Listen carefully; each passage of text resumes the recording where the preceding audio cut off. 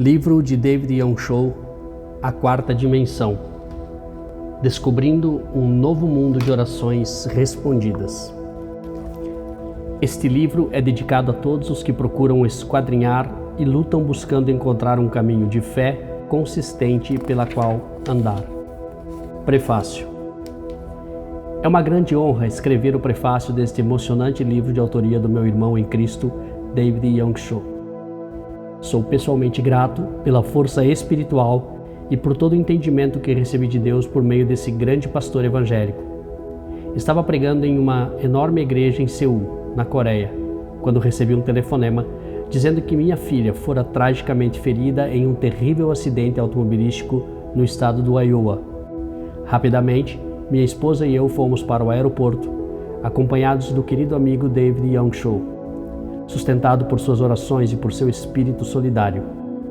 Horas depois de chegar em casa, diante da perspectiva de enfrentar horas sombrias, ao lado do leito de dor de minha filha, cuja perna esquerda havia sido amputada e cuja vida por pouco escapara da morte, encontrei-me lendo página após página do manuscrito ainda não publicado deste livro que agora, com entusiasmo, tenho a honra de apresentar. Descobri a realidade dessa dimensão dinâmica da oração que vem mediante a visualização da experiência de cura. Linha após linha do manuscrito original foi sublinhada por este pastor, cansado da viagem, esse pai que sofria. Só posso esperar e orar para que muitos cristãos, e não cristãos também, leiam este livro e absorvam as maravilhosas verdades espirituais contidas em suas páginas. Não tente compreender, simplesmente comece a desfrutar o que lê. É verdadeiro, funciona. Eu experimentei. Obrigado, David Young Cho, por permitir que o Espírito Santo desse essa mensagem a nós e ao mundo. Deus o ama e eu também. Robert H. Schuller.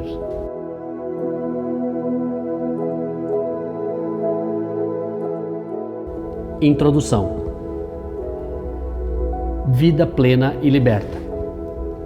No caos que se seguiu ao conflito da Coreia, encontrei-me entre os que lutavam pela sobrevivência.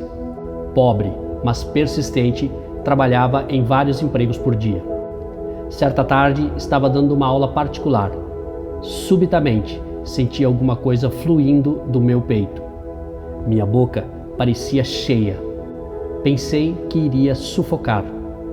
Abri a boca e o sangue começou a escorrer.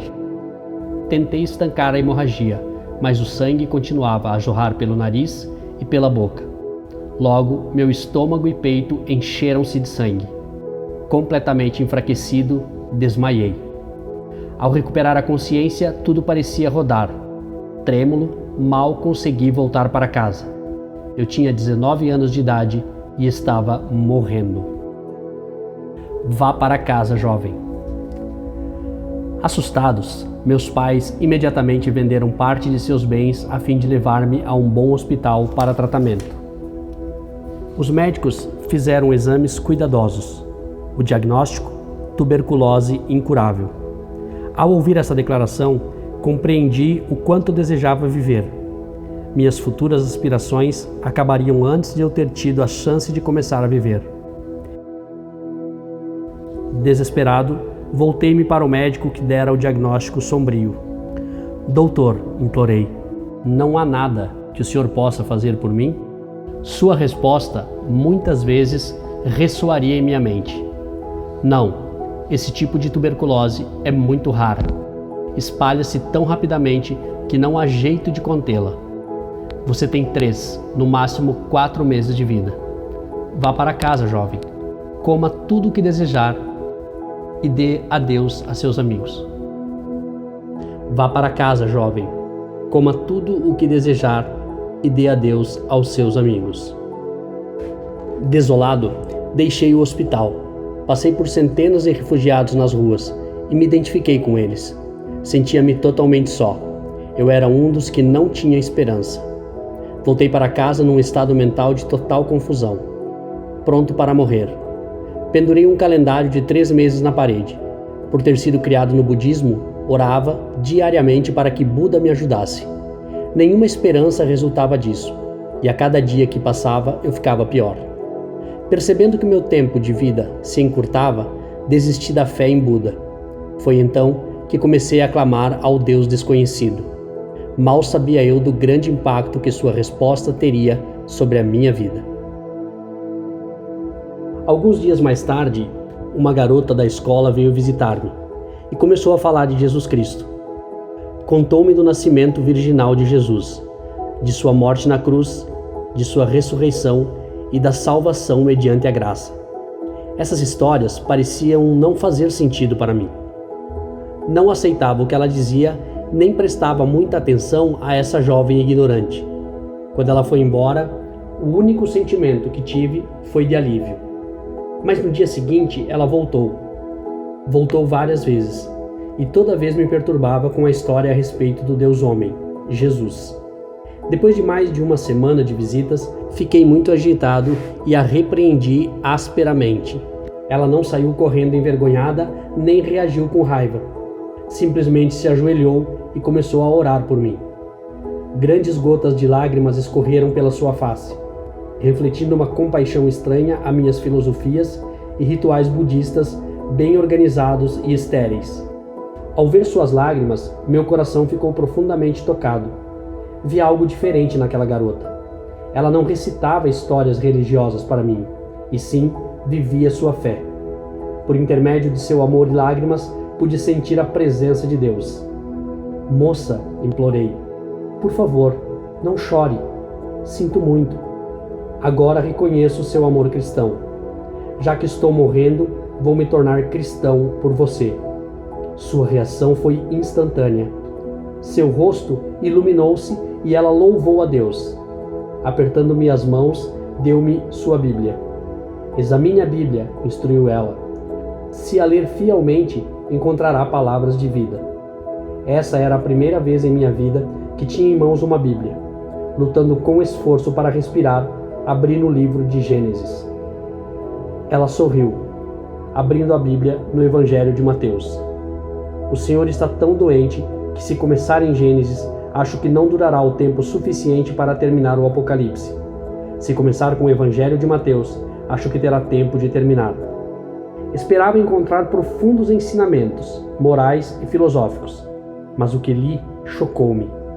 Abraão gerou a Isaque, Isaque a Jacó, Jacó a Judá e a seus irmãos. Senti-me ridículo. Fechei a Bíblia, dizendo: Moça, não vou ler essa Bíblia. É só a história de um indivíduo que gera outro. Preferiria ler uma lista telefônica. O Senhor não reconhece esses nomes agora, respondeu ela. Mas, à medida que continuar a leitura, terá um significado especial para a sua vida. Encorajado, comecei a ler a Bíblia de novo. O Senhor vivo. Ao ler, não encontrei filosofias, teorias sistematizadas, ciência médica, nem quaisquer rituais religiosos. Encontrei, porém, um tema marcante. A Bíblia constantemente fala a respeito de Jesus Cristo, o Filho de Deus. A iminência de minha morte levou-me à compreensão de que eu precisava de algo maior do que a religião, mais profundo do que a filosofia e mais alto do que a compaixão pelas tribulações da existência humana. Precisava de alguém que compartilhasse minhas lutas e meus sofrimentos e que me desse vitória. Mediante a leitura da Bíblia, descobri que esse alguém era o Senhor Jesus Cristo. Essa pessoa chamada Jesus Cristo não representava uma religião, um código de ética, nem uma série de rituais. De modo profundamente prático, Jesus trazia a salvação à humanidade. Odiando o pecado, Cristo amava o pecador, aceitando a todos os que a ele se achegavam. Profundamente cônscio de meus pecados, sabia que precisava de seu perdão. Cristo curou os doentes. Os enfermos vinham a ele, e ele curava a todos os que tocava. Isso trouxe fé a meu coração. Fiquei esperançoso de que pudesse me curar também. Cristo deu paz aos perturbados. Ele insistia: tenha fé em Deus, não se perturbem. Não há motivo para temor. Cristo odiava o temor, mostrando que o homem nasceu a fim de viver pela fé. Cristo infundiu confiança, fé e paz aos que foram a ele pedindo ajuda. Essa tremenda mensagem emocionou-me. Cristo ressuscitou os mortos. Nunca encontrei um relato na Bíblia em que Cristo tivesse dirigido um culto fúnebre. Ele trazia os mortos de volta à vida, transformando os funerais em magníficas ressurreições. E o que mais sobressaía em minha mente era a misericórdia de Cristo para com os endemoniados. Durante a Guerra da Coreia, muitas pessoas perderam a família e os negócios. Sofrendo de esgotamento nervoso, muitos se tornaram completamente possessos pelo maligno. Destituídos de abrigo, andavam sem rumo pelas ruas. Cristo estava pronto até mesmo a enfrentar a esse desafio. Expulsou os demônios e ressuscitou os possessos à vida normal. O amor de Cristo era poderoso, tocava a vida e as necessidades de todos os que vinham a Ele. Convencido de que Cristo Jesus estava vivo e movido pela vitalidade do seu ministério, ajoelhei-me.